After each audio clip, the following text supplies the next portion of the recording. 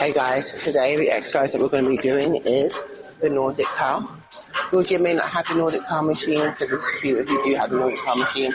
This is mainly for the hamstrings. So I'm going to show you the modifications that you can also do for it to get up, and things that I always find quite concerning when people do use the Nordic curl machine. First of all, the setup. You need to make sure that this is far back enough and your foot is really anchored in. I'm quite tall, standing at like 185 centimeters, which is 6'1", which I set this quite far apart, but if you are quite short, you're going to bring it in, okay? So, and then start off with the foot part. Quite easy for you to be able to get in. So tuck yourself in like so, and it should be a really snug fit. I feel like some people really don't make sure they're in snug. You want to be really in really snug, and probably a little bit too close. So the Nordic curl is about controlling your descent down using your hamstring and glutes and not really engaging your lower back. So the Nordic curl, I tell my clients to cross their hands over their chest and almost see it as like a truss fall, to keep the core nice and tight, falling forward, but using your hamstrings to control. You see that? So that's not me falling completely forward. So before you fall, you don't want gravity just to take you over and then you topple over. You want to be to make sure that your hamstrings are controlling your descent on the way down.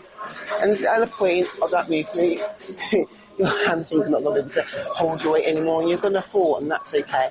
Okay, so the first movement, which is the eccentric phase, we're going to go down nice and slowly, kind of holding onto our hamstrings and letting them lower us down as slowly as possible, keeping the glutes nice and tight and contracted as you fall.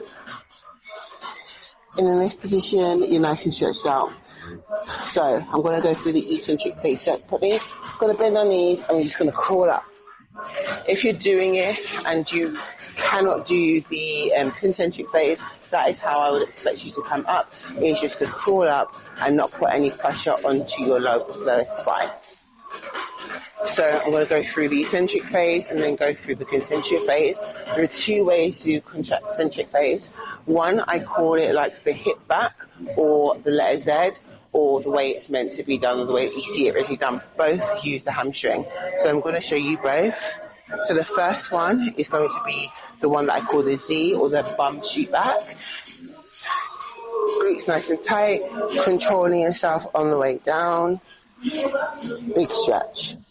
So what you will see now, I'm going to come up, but I'm going to come up like a letter Z.